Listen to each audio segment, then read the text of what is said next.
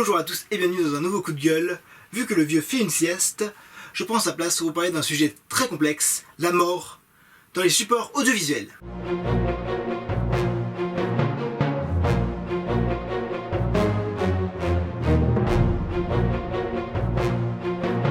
Car un événement est arrivé et a bouleversé toute ma vie, a fait boum dans mon petit cœur abrupt. Il s'agit... Non, je ne peux pas le dire. Il s'agit... Non, pourquoi 10 minutes. Il restait 10 minutes. Après 2 heures, il restait 10 minutes.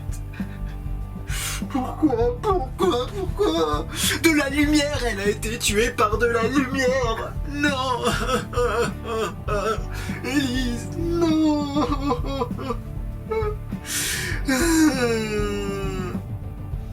Bon, je me suis calmé et ce running gag est suffisant pour l'instant. Aujourd'hui, nous allons traiter ce sujet à travers la mort de 15 personnages, partant des morts où je suis le moins d'accord avec, aux morts juste sublimes. Comment et pourquoi tuer un personnage ou pas est la question à laquelle on va essayer de répondre aujourd'hui. Bien sûr, dans ces 15 personnages, il n'y a aucun personnage historique, car que le scénariste le veuille ou non, Lincoln meurt à la fin.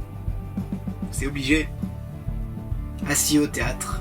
Je ne vous montrerai pas les images des morts en question car j'ai pas envie de vous cacher la surprise. Et aussi peut-être parce que j'ai pas les droits. Mais bon, c'est un détail superflu. Cette vidéo contient un grand nombre de spoilers. Si vous n'avez pas vu le film en question, allez au timecode pour passer au film suivant. Merci. Nous allons parler en premier d'Élise, dans Assassin's Creed Unity. Bien que sa mort soit assez prévisible, car les assassins et les templiers ne peuvent pas avoir de trêve, avant de commencer à l'analyser, rappelons à quoi sert une mort. La mort sert à déstabiliser le personnage principal, et en même temps à emmener des émotions au spectateur qui s'était attaché à ce personnage, et doit être rudement justifié pour pas que le spectateur ne comprenne pas le but et la portée de cette mort. Donc pour Élise, Arnaud est dépité par cette mort, mais après avoir aussi bien travaillé ce personnage, ils auraient dû le faire mourir bien avant, pour que le personnage principal ait envie encore plus de venger sa mort. Mais ça, c'est un cliché. Comme mourir au combat final. Par de la lumière. Putain. La mort est donc un élément très difficile à placer dans un scénario. Si elle arrive au début, on peut ne pas s'attacher au personnage. Si elle arrive au milieu, on peut oublier ce personnage. Et si elle arrive à la fin, bah ça fait cliché. Deuxième personnage, Pietro Maximoff, alias Vif Argent, dans Age of Ultron. Comment dire sans être méchant et vulgaire? Rappelez-moi comment il meurt déjà? Ah oui, par balle.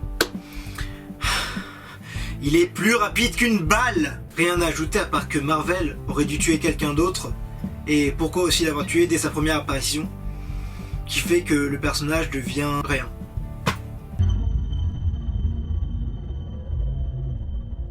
Troisième, le docteur Schultz dans Django Unchained.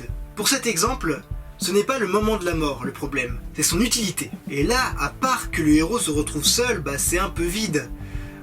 Il meurt sans trop de raison pour une bizarre altercation, c'est bizarre.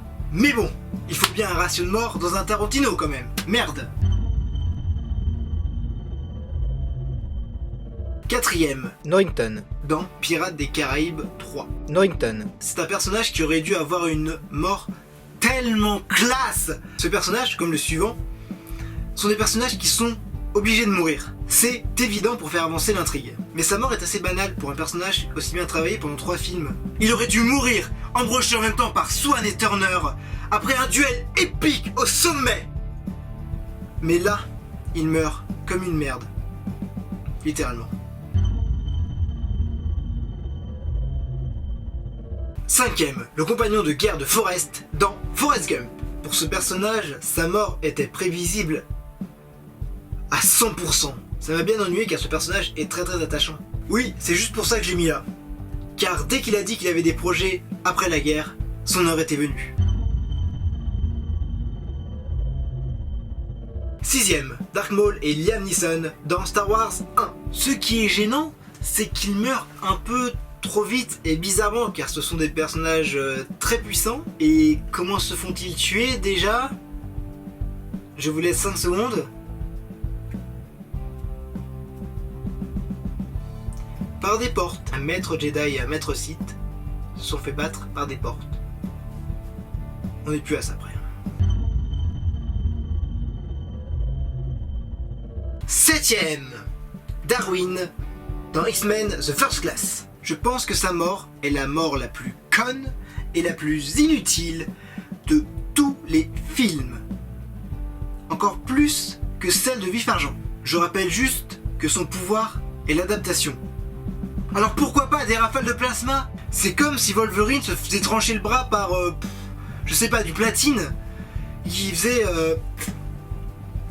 Oh merde! Ma régénération cellulaire ne marche plus! Tu as trouvé mon point faible! C'est n'importe quoi! 8ème, Monsieur Gustave dans The Grand Budapest Hotel. Sa mort est inutile, pas montrée, et qui ne colle absolument pas à l'atmosphère du film. Moi, je l'aurais fait mourir de la syphilis. Mais on arrive au très grand problème des adaptations de livres, par exemple, où le personnage meurt. Et dans 98% des cas, dans le film, le personnage meurt aussi. Dure et triste réalité. 9ème, Sirius Black dans Harry Potter. Même problème que le précédent, vu que c'est tiré d'un livre, mais je ne suis pas très objectif. Car comme m'a dit un ami, Harry devait être seul, sans famille, face à Voldemort. Je suis sans famille et je m'appelle Harry et je me balade dans la vie. Même si ça m'énerve du plus haut point qu'il soit mort, je n'ai rien à redire sur la réalisation, la façon et le moment où elle survient. 10ème et dernier personnage avec lequel j'ai beaucoup de mal avec sa mort, Gatsby dans Gatsby le Magnifique. DiCaprio, comme tout le monde le sait, est un grand adepte de la mort. Même si sa mort sert très bien la morale du film basée sur l'excès, la façon dont il se fait tuer est atroce. Il se fait tuer par un personnage tertiaire, consanguin, qui sert à rien dans le film. Mais là encore, c'est adapté d'un livre. 11ème. Passons à la mort avec laquelle je suis le plus mi-figue mi-raisin.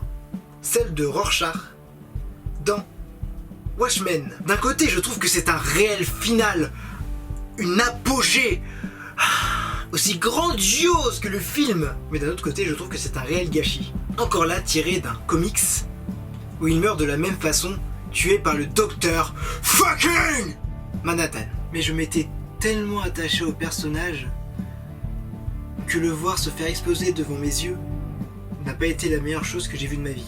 Passons maintenant aux morts parfaites, où il n'y a absolument rien à redire, car il y en a. 12ème, Harvey Dent dans Batman The Dark Knight, où Nolan a pris le parti de faire mourir ce personnage. Ce qui est génial, comme le film quoi, rien à redire de plus. Pour l'instant. Petite note sur la mort de Rachel, qui est totalement surprenante et inattendue. Là je dis bravo, car la portée émotionnelle est énorme, que ça soit pour Batman ou pour le spectateur.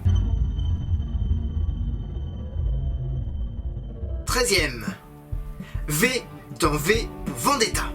La mort de V est l'accomplissement de ce putain de film, avec ce pseudo-sacrifice pour une idée.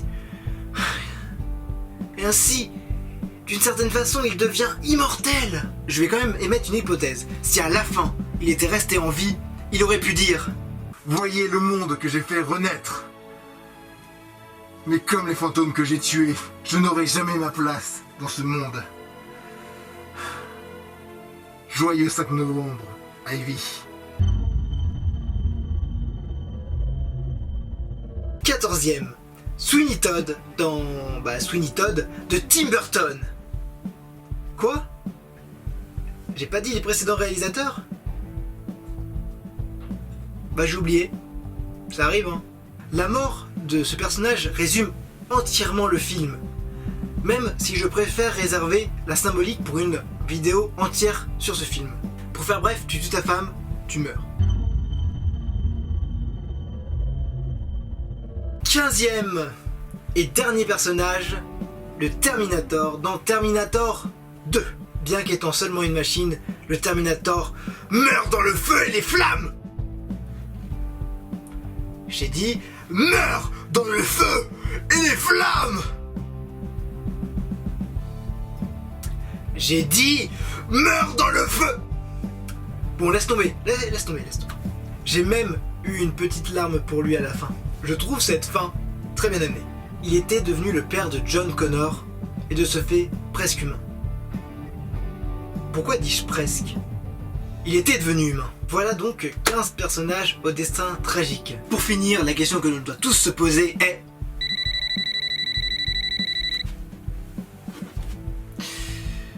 Oui, allô ? Oui. La mort de l'antagoniste. Tué par le personnage principal. Après avoir dévoilé son plan, bien évidemment. Et avant que le héros arrête la bombe. Facilement, bien sûr. Cliché ? Mais bien sûr que non. Ça a jamais été fait. Les stagiaires. Où est-ce que j'en étais ? Ah oui, la question que l'on doit tous se poser est: faut-il faire revivre un personnage que l'on a tué ? La réponse est bien évidemment oui. Sérieusement, je trouve que l'émotion de la résurrection est beaucoup plus forte que la mort froide.